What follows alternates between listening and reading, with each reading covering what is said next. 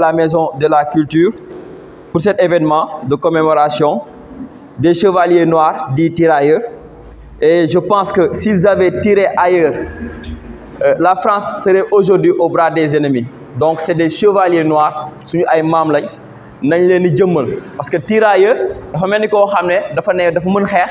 ñu yóbbu ko foo xam ne dafa war a représenter soit benn nation mais daf ko dignement parce que un tirailleur c'est un mot boo xam ne je pense que ñun bañ nekkee xale ba léegi xam nañ ne nekkul mot boo xam ne mot bu adéquat la booru ñu war ko jox ñi nga xam ne ñooy suñu ay maam parce que ils ont défendu avec honneur la France. Bienvenue Madame Sarr di la sargal bu baax a baax ma bokk si ñi nga xam ne ay élèves am la ñu woon au lycée de Thiaroye donc moom mi dañ koy gërëm di ko sargal parce que dafa def lu bëri si ñun ñi tey bu ma ñëwee ba nekk fii le directeur de la maison de la culture moom bokk na si ñi nga xam ne formé nañu dama leen di ñaan ñu tàccul ko bu baax a baax a baax. Et puis beneen bi mooy yéen tamit parce que gis naa ne heure bu déplacé wu dafay déplacé ak ay élèves dafa bëgg dëkk bi avancer pour mu avancer nag il faut ñu am xam-xam il faut ñu mën di def li nga xam ne mooy suñu wargal si dëkk bi li ñu war nag suñu histoire bokk na si nga xam sa bopp xam sa démb xam fi nga jëm mais fi ngay jëm dafa am ay moyens yu la fay yóbbu moyens yooyu nag bi ci gën a cher mooy bopp li ci bopp yi parce que li ci bopp yi du si dara nekkul bu la joxoon tey kër ak àdduna ak toute la technologie doo avancer dara di remercier ñi nga xam ne ñooy sama collaborateur monsieur Lo moom mi nga xam ne moom mooy gérer la bibliothèque municipale de Diamaguène Sicap Mbao di ziar ki nga xam ne mooy monsieur Mané. maa ngi leen di nuyu ñëpp ku si nekk sa tur ak sa sant ñi fi nekk ñëpp di nuyu balaa may si sori si nuyoo yi ma présenté ñu groupe Thiaroye 44 ñi fi ñëw ndax fii élèves yi xëy na yàgg leen gis am na ñu leen xamagul ki nekk fii mooy El Hadj Mansour Diop mooy El Hadj Mansour Sène moom si groupe Thiaroye 44 la bokk groupe Thiaroye 44 bokk na si histoire boo xam ne ñoom ñoo indi commémoration Thiaroye 44 massacre bi dinañ si dellu si waat ki si topp mooy Moustapha Parisso tubaab la mais militaire la te xam na ancien combattant yi xam na tirailleurs sénégalais yi def na ci ay recherche yu bare te ma ko xamee ba léegi yàgg na ça fait plus de 32 ans mi ngi toog di seet naka lay génnee dëgg bi ci massacre des tirailleurs sénégalais il est aussi engagé que tous les Sénégalais dans la recherche de cette histoire et dans la dénonciation de cette injustice bi nga xamee ni moom la suñu maam yi vivre moom bokk na si est-ce que gënu koo metti sax moom nim ñu mettee noonu la ko mettee moom dina jël parole wax li muy ki si nekk ne kii nekk fii nag mooy Daoud Seye lii am yëpp nag moom la suñ toogee ba Thiaroye di def festival Thiaroye 44 si kii la jógee boobu mi ngi nekkoon conseiller culturel mairie Thiaroye ni mu amee initiative di créer école de football na la ko yàlla may xel également mu ne Thiaroye dañ ko war a revaloriser par rapport à son histoire te histoire bi mooy histoire du Thiaroye 44 si la ñu dajale woon ñu ñëpp mbooloo mi daan na gën a bëri ñu daan dem école fële Massaër Diagne fees fa dell di wax naka la ñuy commémorer massacre des tirailleurs sénégalais naka la ñuy indiwaatee histoire u Thiaroye ak nga xam ne dafa lié à l'histoire coloniale si loolu la ñu demee ñun ba créer groupe Thiaroye 44 ba at mu jot ñuy def commémoration massacre tirailleurs sénégalais ñun groupe Thiaroye 44 xaar ñu ba 2024 bi gouvernement bi taxawee ne dañuy def du soog ñun ren mooy suñu 12e édition 2004 2007 ba léegi ñu ngi si su neexee ñu ngi si bu naqaree ñu ngi si jàppale moom mënuñu ko am parce que c'était un sujet très sensible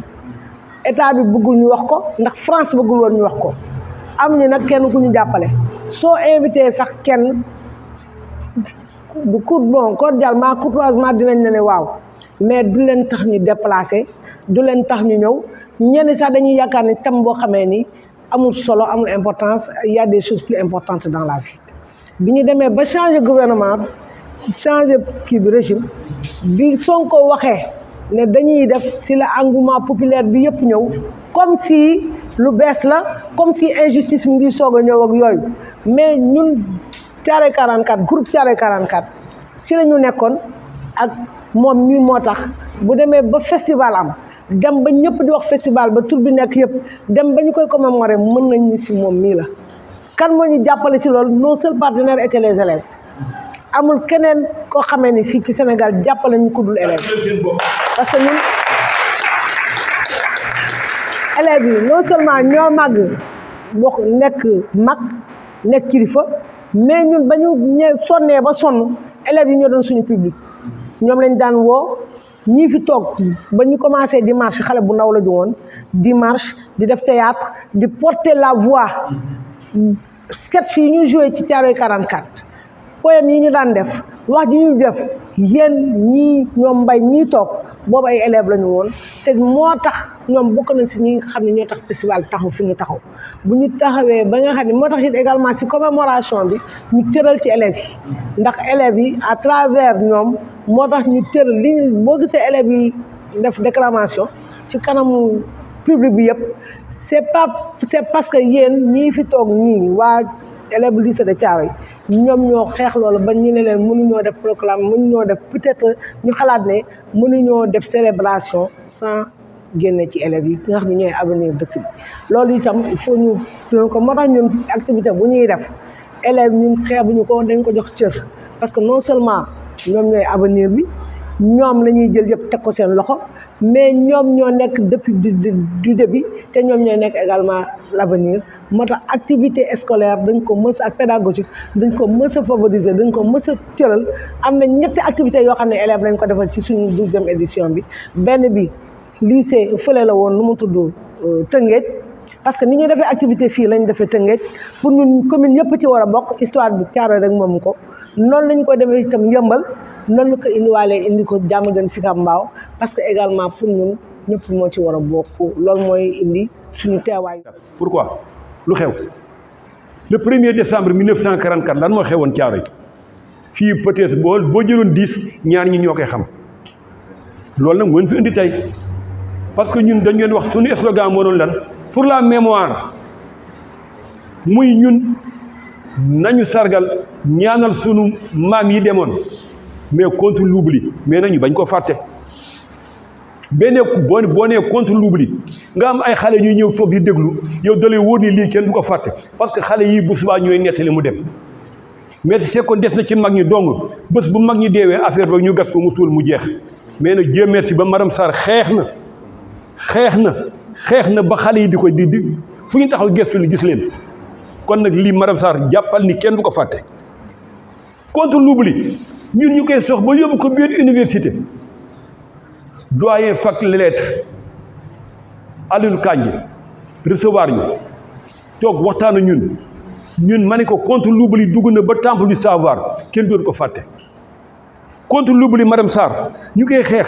ba président de la république indi fi juróomi président monde bépp di ko waxtaane ba Indonésie ba Chine ba Japon ñëpp di ko waxtaane sa contre l'oubli egg na loolu moom bu yeba nga tëdd nelaw kenn doon ko fàtte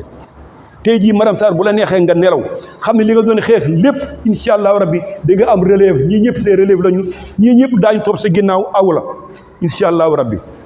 kii nag kenn du ko présenté kenn parce que toujours man ma sëy ma ne ko naam mu ne ma ñun suñuy maam ñoo reyoon seen i maam suñuy maam ay traître lañu tur mu koy wax nee na bu leen xool bu leen def ni tubaab yëpp bon nee na ñoom seen i maam ñoo reyoon suñuy maam waaye du ñoom ñoo ñuy rey non nee na moom seen i maam ñooy traître mu ni ma la France a trahi mu toujours mu wax ko kon nag ñun bu ñuy am ku mel ni suñu biir xool nga médaille yi mu takk yëpp militaire la woon fii 1973 la ñëw Sénégal vacances la fi ñëw nee na vacances rek la fi ñëwoon mais il est tombé amoureux de ce pays 73 74 mu dem xeex ni moom dafa bëgg a ñibbisi dafa bëgg ñëw Sénégal bi mu nekkee armée ñun leen 160 élèves les 10 premiers ñoom la ñuy affecté Sénégal mu jafe il est sorti 3e pour rien que rek ñëw Sénégal tàcc leen ko waa France ba leen Allemagne songee nangu dëkk bi bëgg a coloniser France dafa daw ni xaaral ma daw Sénégal xaaral ma daw Afrique pour ñu dimbali ma bi ñu ñëwee lu ñu jëkk a def dañ ko wax gouverneur bu ñëwee dañ koy wax demal Tiwaawan Alaaji Malick Sy ma nga fa boo wooyee waa Sénégal ñu wuyu ko mu dem ci Alaaji Malick Sy ni ko ñun de waa Allemagne dañoo ñëw bëgg nangu France dañoo bëgg sa taalibe yi nga boole ñoog ñoom ñu ñëw jàppale ñu ci guerre bi Alaaji Malick Sy ni leen man de doomu jàmbur yi du mu leen yónni guerre waaye man sama doom mi ngi nii toog Sidi Ahmed Sy mu ne ko naa mun ko jógal topp leen Sidi Ahmed Sy ca guerre ba la des mooy taawu Alaaji Malick mu jóge fa dem Touba gis sëñ Touba ni ko ñun de Allemagne dañoo ñëw engagé ñu encerclé ñu bëgg nangu France te ñu xam ne yow mii soo wootee Sénégal gi yëpp dañu ànd ñun dem guerre yi li Alaaji Malick wax ni borom xam-xam yi xool nga ni ñuy déggoo rek sëñ Touba ni ko man de du ma yónni ay doomu jàmbur ci guerre waaye sama doom ngi nii sëñ Moustapha muy taawam jóg ànd ak ñoom Cheikh bi dafay baat faa ni ko du dem sëñ Moustapha du dem sama doom man Cheikh Ibrahima Fall Baye Fall mooy dem ana Fallou Fall mu ni man mu ni ko jógal ànd ak ñoom Fallou mooma ca guerre ba la des loolu pour rek ngeen xam yéen élèves yi Thiaroye 44 lu ko indi suñu maam yi bi ñu ànd ak ñoom ak ñeneen ak waa Niger ak waa Côte d'Ivoire ñoo ñëpp 17 pays alliés lañu ba ñu demee ànd ak ñoom dem guerre yi ba guerre ba jeex ñu gañe dàq Allemagne ba dëkkam tëj sunu maam yi daal di waaw du ñu fay ñu ne ah kay dañu war a fay ñu xam ne xaalis bari na ñu ne léegi bu ngeen demee Sénégal ñu fay leen ñu ne attention de da ngeen ñuy fay comme li ngeen fay tubaab yi au même pied d'égalité li ngeen fay tubaab yi ngeen ñuy fay militaires yi ñu bëgg leen ndax xam nga loolu kon dignité mi ngi dikk ngor boobu mi ngi dikk ngor boobu nag dafa war a nekk ci yéen xam ne seen maam ñu diñ lañu woon xaalis taxul woon ñuy xeex xaalis taxul woon ñu rey leen mais dañoo bëgg ñu aligner leen au même pied d'égalité que les tubaab yi ni leen bu ñu demee Sénégal ñu fay leen ñu yóbbu leen ba pooru Morlaix madame Sarr barki démb la jóge Morlaix moom mii barki démb la jóge Morlaix ak groupe te du benn yoon la fa dem du ñaar yoon la fa dem te loolu moo ko yëkkati di gëstu ji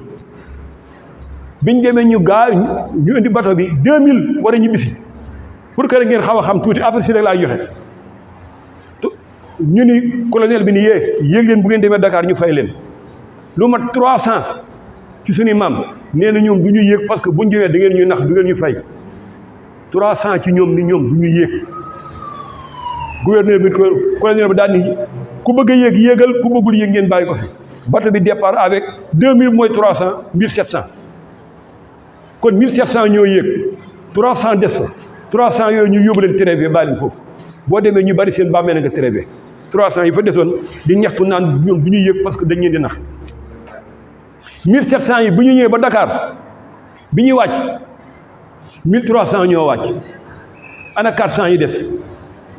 bi ñu laajee colonel bi ana 400 yi mu ni dañoo def escale Maroc ñuy continuer rebelle wu ñenn ñi daw wàcc daw dañuy fen ñenn ñi ne 400 yi dañu leen tëmbal ci géej gi parce que dañoo continuer woon di xeex ci biir bateau bi da ngeen ñu fay du ngeen ñu fay 1300 ñoo wàcc 1300 yooyu nag la ñu indi Thiaroye le 21 novembre 1944 ñu indi leen ba Thiaroye ñuy continuer di ñaxtu na ngeen ñu fay tubaab yi bëgg leen a nax ana maliens yi ñu ni ñu ngi nii ana burkinabé yi ñu ni ñu ngi nii ci gaaru Thiaroye bi saxaar gaa ngi taxaw ñu ni ñëw leen ngeen di ci saxaar gi ngeen ñibbi bu ngeen demee daañu leen fay comme Sénégal yi dafa dëgër bopp ñu fi kenn du yëg ci saxaar gi fii la ñuy fay bu ngeen demee yéen bambara yi kenn du leen fay yéen burkinabé bu ngeen demee kenn du leen fay toog leen fii ñu bokk xeex bi xeexandoo ko xam nga Sénégal moom dafa yàgg bañ burkinabé yi yéen wax ngeen dëgg maliens yi nii Sénégal yi wax nañu dëgg ñu ñëwaat ci camp bi tubaab bi daal di gisee seen biir daal di ñii bu ngeen bàyyee nii waxuma xaalis waaye daañu yee yeneen africains yi te bu ñeen yeewee dañuy laaj seen indépendance fa la indépendance laaj indépendance fa la commencé presque Sékou Touré il a compris très tôt moom 1958 Guinée laaj indépendance parce que boobu ñi nekk fii yéenee leen def ni lavage de cerveau xam nañu li xew France xam ni parce que bu njëkk nit ku ñuul bu gisee tubaab rek day def ni rakk yàlla la waaye bi ñu demee guerre ba ñëw xam ne ndekk ñii ñoo bokk deret li ñuy lekk la ñuy lekk lu ñuy naan la ñuy naan xool nga bañ nekkee foofu bu ñu añee ba noppi tubaab bi bu ñu di jox dessert lu ñu di jox dañu leen jox seen pomme seen banana seen orange ñun nit ñu ñuul yi lu ñuy jox guro mooy suñu dessert mbaa ñu jox ñu sump ak si dem gis nga différence boobu loolu la sunu maam yi doon bañ nag mooy dignité boobu xeex boobu yéen ñii dafa nekk ci yéen man élève la par force damay am bac parce que mi ngi sama deret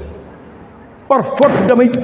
si man enseignant la dinaa jàngal ñi dinaa am 100%. kon nag loolu dafa war a nekk ci seen deret war a nekk ci seen décembre à l'aube ay 8h 9h yooyu ñu nax leen def rassemblement ñoom ñëpp ñu rey leen loolu moo indi le 1er décembre 1944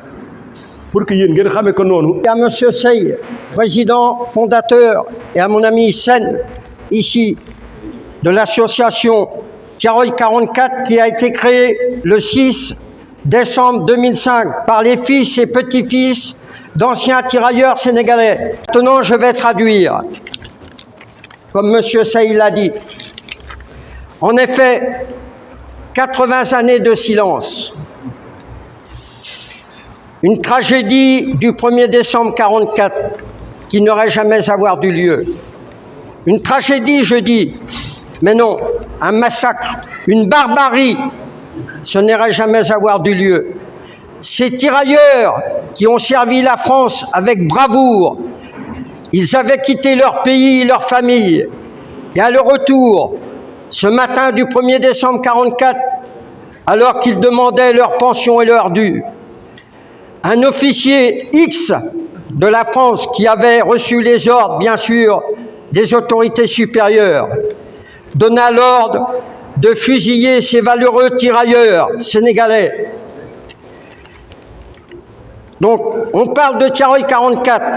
mais il y a eu 14-18, 39-45, la guerre d'Indochine et la guerre d'Algérie, où 70 000 tirailleurs sénégalais ont participé. Mais Thiaroye 44, c'est une grande tragédie. Et je n'ai pas peur de le dire, je suis Toubab. Mais la France, mère patrie, a trahi ses tirailleurs et le Sénégal. En effet, 70 000 tirailleurs sont partis au front, comme je l'ai évoqué dans ces 4 guerres. 35 000 sont morts. 36 000, parmi lesquels des blessés et handicapés. À ce jour, je peux vous le citer, il ne reste que 39 tirailleurs de la Deuxième Guerre mondiale. Donc, pour ne pas les oublier, ma conclusion est, en effet, pour que soit pérennisée l'histoire de ces malheureux tirailleurs sénégalais, l'avenir maintenant, c'est à vous les enfants ici présents, de pérenniser la devoir de vos arrière-grands-pères, vos grands-pères et vos pères, et de, par la suite et dans le futur, de prodiguer tout ce qui s'est passé à vos enfants et petits-enfants dans le futur. Ce travail de prospérité que Madame Sarr, qui, par un travail de longue haleine, qui s'est déplacée dernièrement à Morlaix et à Toulon en France. Et je vais plutôt épiloguer sur plusieurs points. On parle du Thiaroye 44, mais en France, il y a beaucoup de villes où beaucoup de tirailleurs sont enterrés. Certains sont dans des caveaux, ils ont une croix avec leur nom. D'autres ont été mis dans des fosses communes. Il y a la ville de Morlaix, la ville de Sillé-Guillaume dans la Sarthe, Erquinvilliers dans la Somme, et beaucoup d'autres encore, et Toulon. Et au total, c'est plus de 3700 tirailleurs sénégalais qui sont enterrés en France. La vraie vérité, elle n'est pas sortie. La France reconnaît ce massacre. Mais pourquoi ce massacre? Jusqu'à aujourd'hui, ce n'est pas élaboré. Est-ce que la France ne voulait pas payer les pensions ou autres? C'est pour ça qu'il faut que l'on continue ces recherches approfondies avec M. Sey, Mme Sarr, M. Sen et l'association Thiaroye 44. Nous allons continuer le combat jusqu'à avoir la vérité. Je vous dis Rodief à tous. Notez le goût. Alors, transition bi ñu koy def on va faire la transition avec le président Senghor. Alors il dit aujourd'hui contre les tentatives de réécrire l'histoire par la falsification, devant le risque d'oubli, le devoir de mémoire nous commande de veiller jalousement sur la vérité historique pour que reste impérissable des combattants africains. Comme premier message. Le deuxième qui nous concerne, nous directement. Il dit, la page de notre histoire commune écrite par les tirailleurs, côte à côte, avec leurs camarades français, devrait être visible par des statues ou des monuments dans nos villes et nos villages. Elle devrait chevaucher les ondes de nos radios, trouver sa place sur les écrans de télévision, sur et dans les cahiers de nos écoliers. Bref, elle devrait compléter les livres d'histoire de nos enfants afin de conserver le souvenir des sacrifices consentis en commun par leurs grands-parents au nom de la liberté et de la dignité humaine. En tout cas, nous vous souhaitons la bienvenue à tous et je tiens vraiment à exprimer donc notre parfaite gratitude par rapport à cette journée qui est tellement importante, consacrée aux tirailleurs de Thiaroye 44. Je pense que c'est très important de faire ces genres d'activités et d'initiatives pour qu'au moins l'histoire de Thiaroye 44 reste demeurée en nos mémoires. Parce que les tirailleurs donc, ont bravé des dangers et des sacrifices pour préserver nos valeurs de paix et de justice et de vivre ensemble. Et que je pense que pour préserver cette bravoure-là,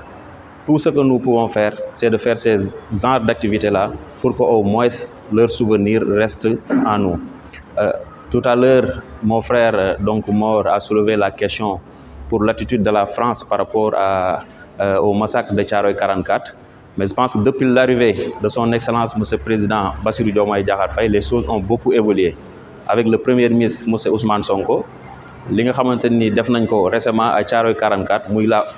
première fois ñi commémorer ko ci anam bi nga xamanteni donc non la amé. Donc lolu ñëpp ko rafetlu mais tek benn comité bo xamanteni tamit dirigé par le professeur donc Diouf ñi liggéey ci liggéey bu am solo pour que archive yi nga xamanteni ni lépp moo jëm ci Thiaroye 44 mën a dellu ci Sénégal ñu mën a bindal suñu bopp suñu histoire ba nga xamanteni ni kenn ku ci nekk dina xam lan mooy loolu kon lii dafa am solo. En tout cas ñi ngi remercier bu baax a baax madame Sarr ak donc groupe Thiaroye 44 bi ak la maison de la culture ak bibliothèque bi nga xamante ni ñoom ñoo def symbiose pour mën ñoo tegal li nga xamante ni moom moo mel nii tey. Donc le maire dafa nekk en déplacement ci benn festival boo xamante ni dañ koy amal fële ci Ziguinchor am ay artistes yoo xamante ni dañoo nekk fii ci commune bi war a dem aussi tamit défendre li nga xamante ni moom mooy suñ culture kon daanaka dara génnul ci culture dara génnul ci histoire mais ku amoon yéene la fekk fi li nga xamante ni moom mooy bis bi tey. Donc sànq bi may wax ne ko les choses ont évolué pour la première fois le président de la République donc français Emmanuel Macron reconnaître que ne kat li xewoon Thiaroye 44 massacre la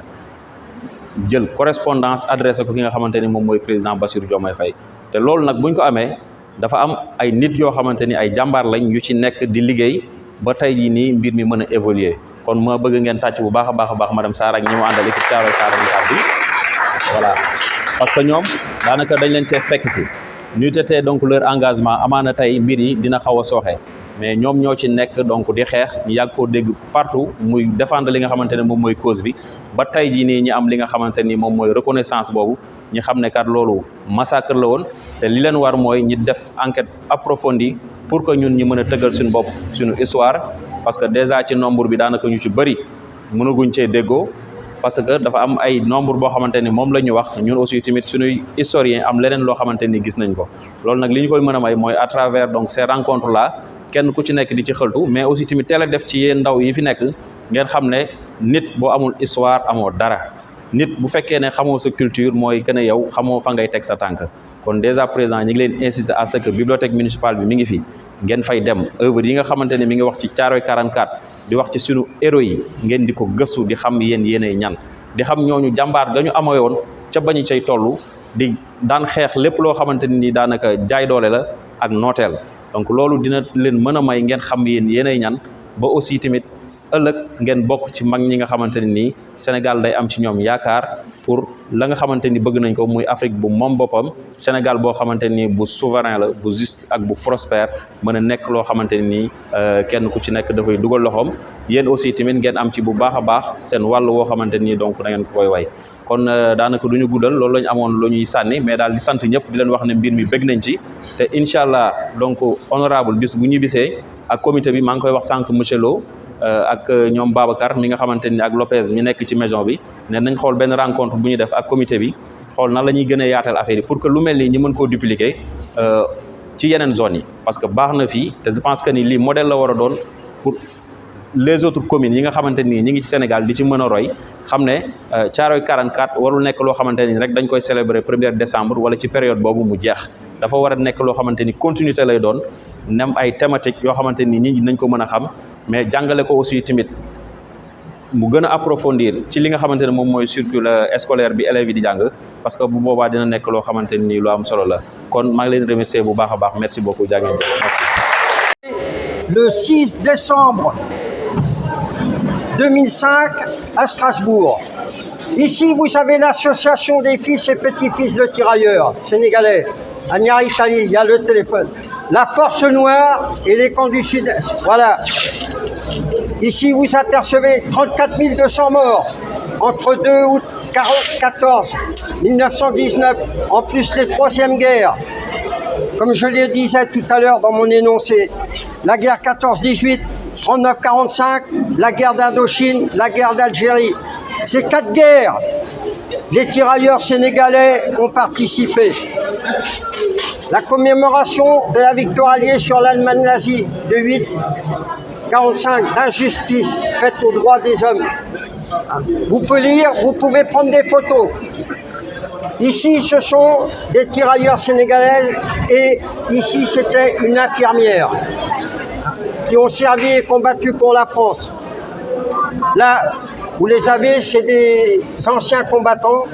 partis pour faire la guerre. Ils ont servi la France, ils ont donné leur vie et malheureusement, à leur retour, beaucoup furent fusillés parmi eux. Ici, vous avez une personne dont on ne parle pas beaucoup. Vous pouvez tenir là? Tenir. Ici, c'est le conservatoire de la mémoire de 44. C'est M. Sidi Diop. C'est le qui a été un grand poète et un grand président, fondateur, 3 fois fait prisonnier. Et à la dernière évasion, il a failli être fusillé. Beaucoup de Sénégalais, j'ai écouté à la dernière colloque, l'ont critiqué. Ils ont dit que M. Senghor était un traître. Mais le traître, pour moi, c'est pas M. Senghor. Le vrai traître, c'est le recruteur. Qui est-ce qui a recruté ces tirailleurs sénégalais? Blaise Diagne, le recruteur. Donc c'est lui le traître. Il a vendu ses frères à la France. Et le remerciement, la France a fait qu'elle est rentrée, elle a fusillé. Voilà, Awan Ndiaye Bangana, un président au service des tirailleurs. Là, ici, vous avez un tirailleur qui est sur un lit d'hôpital en Allemagne. Mais malheureusement, on a su par la suite, il est décédé. Donc, on va continuer. Voilà. Et donc, c'est ça, je vous disais, 44 à Thiaroye. Vous voyez, l'officier colonel de l'armée française ouvre le feu. Et depuis, la France vient de reconnaître son massacre. Mais il y a encore des réalités et des clartés à avoir. Pourquoi ce massacre? Jusqu'à aujourd'hui, on ne sait pas. Donc il faut qu'on continue à pérenniser ce devoir de mémoire pour vos arrière-grands-pères, vos grands-pères et pères. C'est à vous maintenant, les enfants, la relève du pays. Comme l'a si bien dit le directeur du maire, et M. Ousmane Lopez, le directeur de la Maison des Jeunes, vous a fait un exposé. Et ici, le fondateur de l'association Thiaroye 44, M. Sey, mon ami depuis longue date. Et ici, vous avez le premier couple et la première dame du Sénégal, Colette Senghor et Léopold Sédar Senghor. Et vous avez le droit de prendre des photos. Je ne laisserai pas la parole aux ministres et pas aux généraux.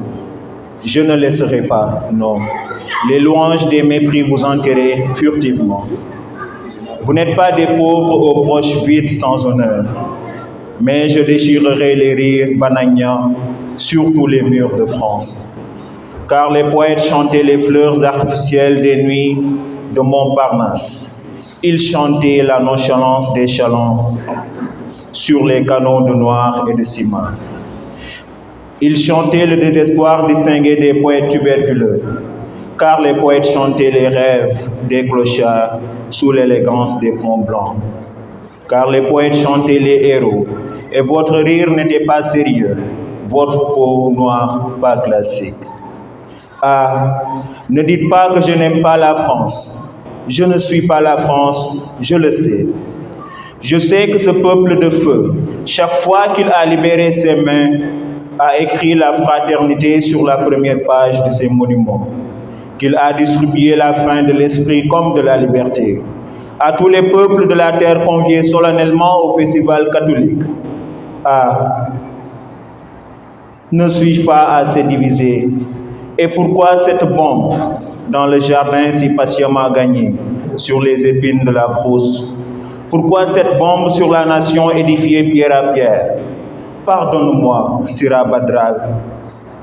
Pardonne, étoile du sud de mon sang. Pardonne à ton petit-neveu s'il a lancé sa lance sur les 16 sons des sorons. Notre noblesse nouvelle est non de dominer notre peuple, mais d'être son rythme et son cœur. Non de peindre les terres, mais comme le grain de millet, de pourrir dans la terre. Non d'être la tête du peuple, mais bien sa bouche et sa trompette.